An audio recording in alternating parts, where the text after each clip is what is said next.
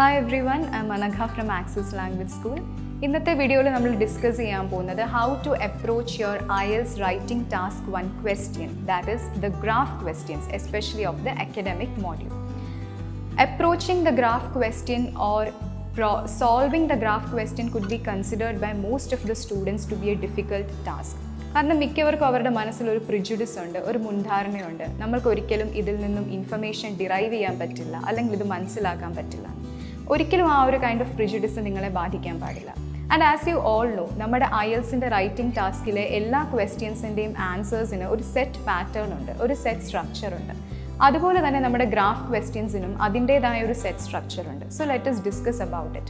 Now, as you all know, in your graph question, you are expected to write about maximum 3 to 4 paragraphs. നിങ്ങളുടെ word limit എന്ന് പറയുന്നത് 150 വേർഡ്സും ആയിരിക്കും. So initial പാരഗ്രാഫിൽ you need to paraphrase the question itself. നിങ്ങൾക്ക് തന്നിരിക്കുന്ന question paraphrase ചെയ്തെഴുതുക എന്ന് വെച്ചാൽ അത് അതേപടി കോപ്പി ചെയ്യുക എന്നല്ല, നിങ്ങളുടേതായ വേർഡ്സിൽ മാറ്റി എഴുതാനാണ് നിങ്ങൾ ശ്രമിക്കേണ്ടത്. അതുപോലെ തന്നെ you can start your initial paragraph after the paraphrasing of the question with some prompts like the graph shows or otherwise the graph illustrates the trends between എന്നും പറഞ്ഞ് നിങ്ങൾക്ക് തുടങ്ങാം. പക്ഷേ ഒരിക്കലും ഈ ഒരു കോണ്ടെക്സ്റ്റിൽ ദ ഗ്രാഫ് ബിലോ എന്ന വാക്ക് ഒരിക്കലും ഉപയോഗിക്കരുത്. Now moving towards the next paragraph, you should provide a clear overview of what is being discussed in the graph, because overview is counted. ഈ ക്ലിയർ ഓവർവ്യൂ ഒബ്റ്റെയിൻ ചെയ്യണമെങ്കിൽ you should understand which type of graph is provided to you.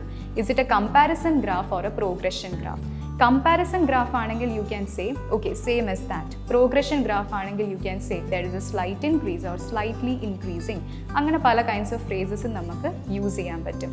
ഇനി next പാരയിലേക്ക് move ചെയ്യുമ്പോൾ you can discuss about the general trends or the striking characteristics which are being discussed or which you may find out in the graph. ഇത് നമുക്ക് discuss ചെയ്യാൻ വേണ്ടി അല്ലെങ്കിൽ describe ചെയ്യാൻ വേണ്ടി you can make use of various linkers like in addition, furthermore എന്ന് നമുക്ക് പല ടൈപ്സ് ഓഫ് ലിങ്കേഴ്സും യൂസ് ചെയ്യാം.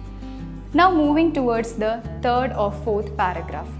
ഈ പാരഗ്രാഫിലേക്ക് വരുമ്പോൾ നിങ്ങൾ നിങ്ങളുടെ ഓവർവ്യൂവിൽ ഏതൊക്കെ പോയിന്റ്സ് ആണോ ചൂണ്ടിക്കാട്ടിയത് അതിൻ്റെ ഒരു ഡീറ്റെയിൽഡ് ഡിസ്ക്രിപ്ഷനാണ് ഇവിടെ എക്സ്പെക്റ്റ് ചെയ്യുന്നത്.